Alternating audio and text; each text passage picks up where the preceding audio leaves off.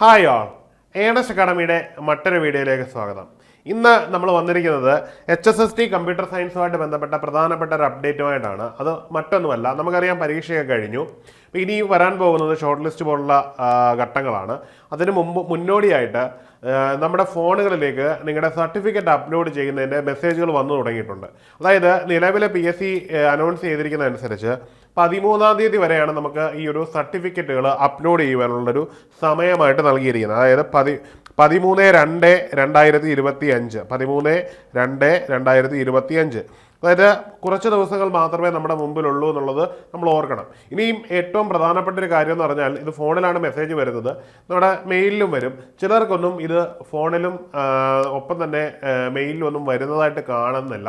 പക്ഷേ എന്നാൽ അവരുടെ പ്രൊഫൈലിൽ, അവരുടെ PSCയുടെ ഓൺ പ്രൊഫൈലിൽ ഈ ഒരു മെസ്സേജ് വന്നിട്ടും ഉണ്ടാവും.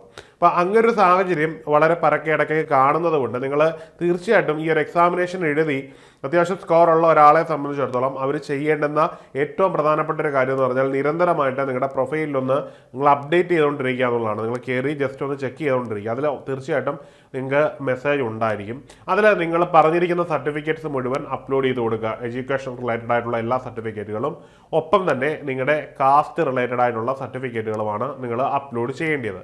ഈ കാസ്റ്റ് റിലേറ്റഡ് ആയിട്ടുള്ള സർട്ടിഫിക്കറ്റ് എന്ന് പറഞ്ഞാൽ ജനറൽ കമ്മ്യൂണിറ്റിയെ സംബന്ധിച്ചിടത്തോളം അവർക്ക് അതിൻ്റെ ആവശ്യം വരുന്നില്ല. എന്നാൽ OBC, SC, ST and economically weaker section, ഈ വിഭാഗങ്ങൾക്കൊക്കെ സർട്ടിഫിക്കറ്റ് മസ്റ്റായിട്ടും അപ്ലൈ ചെയ്യേണ്ടതുണ്ട്.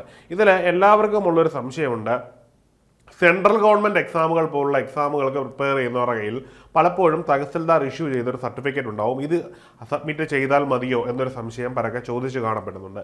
പോരാ, നമ്മുടെ കയ്യിൽ PSCക്ക്, അതായത് കേരള സംസ്ഥാന സർക്കാരിന് തഹസിൽദാർ പോലുള്ള വലിയ തസ്തികയിൽ നിന്നുള്ള സർട്ടിഫിക്കറ്റിൻ്റെ ആവശ്യമില്ല. മറിച്ച് നമ്മുടെ ലോക്കൽ വില്ലേജ് ഓഫീസർ സാക്ഷ്യപ്പെടുത്തുന്ന ഒരു സർട്ടിഫിക്കറ്റ് മാത്രം മതിയാവും. അതുകൊണ്ട് നിങ്ങൾ ഇപ്പോൾ ഡിജിറ്റലായിട്ടാണ് ഈ ഒരു സർട്ടിഫിക്കറ്റ് വാങ്ങേണ്ടത്. അതിന് ഏതെങ്കിലും ഒരു സേവാ കേന്ദ്രത്തിലോ അല്ലെന്നുണ്ടെങ്കിൽ അക്ഷയയിലോ പോയി നിങ്ങൾ അപേക്ഷിച്ചാൽ മതിയാവും. മാത്രമല്ല, നിങ്ങൾ അപേക്ഷിച്ച ശേഷം നിങ്ങളുടെ നിർദ്ദിഷ്ട വില്ലേജ് ഓഫീസിൽ പോയിട്ട് വില്ലേജ് ഓഫീസറെ കണ്ട് കാര്യം പറയാമെന്നുണ്ടെങ്കിൽ അദ്ദേഹം വളരെ പെട്ടെന്ന് തന്നെ ഇത് അപ്രൂവൽ ചെയ്ത് തരുന്നതുമായിരിക്കും. ഇത് വളരെ പ്രധാനപ്പെട്ട കാര്യമാണ്. അത് കേവലം ഈ ഒരു പരീക്ഷയുടെ മാത്രം കാര്യത്തിലല്ല ഞാൻ പറയുന്നത്. സംസ്ഥാന സർക്കാരുമായിട്ട് ബന്ധപ്പെട്ട ഏതൊരു എക്സാമിനേഷനിലും നമുക്ക് വില്ലേജ് ഓഫീസറിൻ്റെ മാത്രം സർട്ടിഫിക്കറ്റ് മതിയാകും എന്നുള്ളതാണ്. ഇനിയും വേറൊരു സംശയം വന്നു കണ്ടത്, OTV നേരത്തെ നമ്മൾ സബ്മിറ്റ് ചെയ്തവർ വീണ്ടും സബ്മിറ്റ് ചെയ്യണോ എന്നൊരു ചോദ്യമുണ്ട്. അതും ഇവിടെ പ്രാവർത്തികമാണ്. ഇവിടെ നമ്മൾ ചെയ്തേ മതിയാവും. നിങ്ങൾക്ക് മെസ്സേജ് വന്നിട്ടുണ്ടെങ്കിൽ നിങ്ങൾ തീർച്ചയായിട്ടും വീണ്ടും റീസബ്മിറ്റ് ചെയ്യണം. നേരത്തെ പരീക്ഷയ്ക്ക് നിങ്ങൾ സബ്മിറ്റ് ചെയ്തു, ഇനി അതുകൊണ്ട് ഞാൻ ഇനി സബ്മിറ്റ് ചെയ്യേണ്ട എന്നൊരു കൺസിഡറേഷൻ നിങ്ങൾ എടുക്കേണ്ട. നിങ്ങളിവിടെ കൺസിഡർ ചെയ്യുക. നിങ്ങൾക്ക് പ്രൊഫൈലിൽ മെസ്സേജ് ഉണ്ടോ, നിങ്ങൾ സബ്മിറ്റ് ചെയ്തേക്കുക എന്നുള്ളതാണ്. ഇനിയും മറ്റൊരു സംശയം, നിങ്ങൾക്ക് മെസ്സേജ് വന്നാൽ നിങ്ങൾ ഷോർട്ട് ലിസ്റ്റിൽ ഉൾപ്പെടുമോ എന്നുള്ളതാണ്. നല്ലൊരു ശതമാനം ആൾക്കാരും ഉൾപ്പെടാൻ തന്നെയാണ് സാധ്യത. എന്നതുകൊണ്ട് 100% ആൾക്കാരും ഉൾപ്പെടണം എന്നില്ല. കാരണം PSCയുടെ ഒരു എന്താ പറയുന്നത്, സ്പെഷ്യൽ റൈറ്റ് ആണ് ആരെയൊക്കെ ഉൾപ്പെടുത്തണം നിങ്ങളുടെ മാർക്കിൻ്റെ അടിസ്ഥാനത്തിൽ. അതായത് ഇത്ര മാർക്ക് മുതൽ ഇത്ര മാർക്ക് വരെ ഉള്ളവരെ ഷോർട്ട് ലിസ്റ്റിൽ ഉൾപ്പെടുത്തി മെയിൻ ലിസ്റ്റിൽ ഉൾപ്പെടുത്തി പോയാൽ മതി എന്നുള്ളത് PSCയുടെ തീരുമാനമാണ്.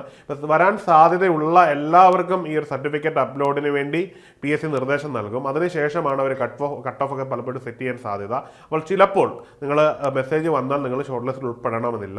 എന്നാൽ നല്ലൊരു ശതമാനം ആൾക്കാരും ഉൾപ്പെടാൻ തന്നെയാണ് സാധ്യത. അതുകൊണ്ട് തന്നെ നിങ്ങൾ എന്ത് തന്നെയാണെങ്കിലും നിങ്ങളുടെ സർട്ടിഫിക്കറ്റ് അപ്ലോഡ് ചെയ്യാൻ മെസ്സേജ് ഉള്ളവർ ഒരു കാരണവശാലും ഇതിൽ അപ്ലോഡ് ചെയ്യാതിരിക്കരുത്. അത് വളരെ അനിവാര്യമായിട്ടൊരു കാര്യമാണ്. നിങ്ങൾ നിങ്ങളുടെ സർട്ടിഫിക്കറ്റ് അപ്ലോഡ് ചെയ്യണം. വളരെ ഇമ്പോർട്ടൻ്റ് ആയിട്ടുള്ള ഡേറ്റ് ആണ്. HSST കമ്പ്യൂട്ടർ സയൻസിനെ സംബന്ധിച്ചിടത്തോളം 13-ാം തീയതി, അതായത് ഈ മാസം 13-ാം തീയതി വരെയാണ് നമുക്കിതിനുള്ള സമയം. വളരെ പെട്ടെന്ന് കടന്നു പോകുന്നൊരു കാര്യമാണ്. അതുകൊണ്ട് തന്നെ നിങ്ങളുടെ കയ്യിൽ ഈ വില്ലേജ് ഓഫീസർ നൽകിയിരിക്കുന്ന സർട്ടിഫിക്കറ്റ് ഉണ്ടെങ്കിൽ നിങ്ങൾ അത് വെച്ച് തന്നെ അപ്ലൈ ചെയ്ത് പോവുക. ഇല്ല എന്നുണ്ടെങ്കിൽ പുതിയ ഒരെണ്ണത്തിന് അപ്ലൈ ചെയ്യുക. വളരെ പെട്ടെന്ന് തന്നെ. വർക്കിംഗ് ഡേകൾ മാത്രമേ നമ്മുടെ മുമ്പിലുള്ളൂ. നോൺ വർക്കിംഗ് ഡേയ്സിലൊന്നും ഇവർ നമുക്ക് തരുന്നതല്ല. പിന്നെ വില്ലേജ് ഓഫീസർക്ക് എന്തെങ്കിലും തിരക്കുണ്ടെങ്കിലും അവർ തരണമെന്നില്ല. 3 ദിവസം വരെയൊക്കെ ഡിലേ വരാൻ സാധ്യതയുണ്ട്. അതൊക്കെ ഒഴിവാക്കാൻ വേണ്ടി ആസ് സൂൺ ആസ് പോസിബിൾ നിങ്ങൾ വീഡിയോ കണ്ട ഉടൻ തന്നെ നിങ്ങളുടെ പ്രൊഫൈലിലേക്ക് നിങ്ങൾ ചെക്ക് ചെയ്യുക.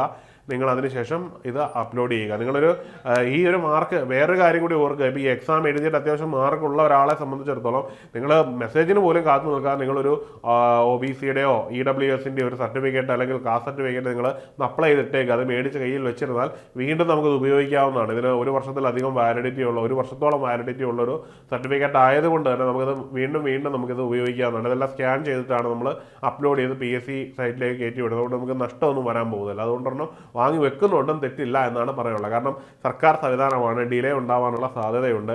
ഡിലേ വന്നിട്ട് നമുക്ക് കിട്ടാനുള്ളൊരു ഫ്യൂച്ചർ നമ്മൾ നശിപ്പിച്ച് കളയേണ്ടതില്ല എന്നുള്ളതാണ് ഏറ്റവും പ്രധാനമായിട്ടും എനിക്ക് നിങ്ങൾക്ക് നൽകാനുള്ള ഒരു ഉപദേശം എന്ന് പറയാൻ. ഇനി മറ്റൊരു കാര്യം, ഞാൻ ഈ പറഞ്ഞ ജനറലായിട്ടുള്ള കാര്യങ്ങൾ എല്ലാ PSC എക്സാമിനേഷനെ സംബന്ധിച്ചിടത്തോളം, കേരള PSCയെ സംബന്ധിച്ചിടത്തോളവും ഒപ്പം തന്നെ സംസ്ഥാന തലത്തിൽ നടക്കുന്ന എക്സാമുകളെ സംബന്ധിച്ചുമുള്ള ഒരു കാര്യമാണ്.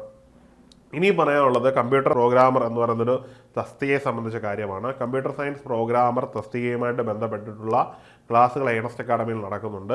ഇനിയും ഏറ്റവും പ്രധാനപ്പെട്ട ഒരു കാര്യം പറയാനുള്ളത്, ഈ ഒരു പ്രോഗ്രാമറുമായിട്ട് ബന്ധപ്പെട്ട കണ്ടന്റുകൾ നമ്മുടെ ആപ്പിൽ, ബിഗ് ലേണിംഗ് എന്ന് പറയുന്ന എഡ്യൂക്കേഷൻ ആപ്പിൽ അവൈലബിൾ ആണ്. കുറച്ചധികം കണ്ടന്റുകൾ, വീഡിയോസ്, ഒപ്പം തന്നെ നമ്മുടെ PDF മെറ്റീരിയൽ, ക്വസ്റ്റ്യനുകൾ, സൗജന്യമായിട്ട് തന്നെ ക്വസ്റ്റ്യനുകൾ പോലുള്ളവയൊക്കെ ചെയ്യുവാനുള്ള അവസരം നമ്മൾ നൽകുന്നുണ്ട്. അതുകൊണ്ട് തന്നെ നിങ്ങൾ എത്രയും പെട്ടെന്ന് നിങ്ങൾ എന്ത് ചെയ്യുക, നിങ്ങൾ ഈ ഒരു ആപ്പ് ഡൗൺലോഡ് ചെയ്യുക. ആപ്പ് ഡൗൺലോഡ് ചെയ്തിട്ട് ഇതിൽ നിങ്ങൾക്ക് സൗജന്യമായി ലഭിക്കുന്ന കാര്യങ്ങൾ നിങ്ങൾ അതിൽ യൂസ് ചെയ്യുക.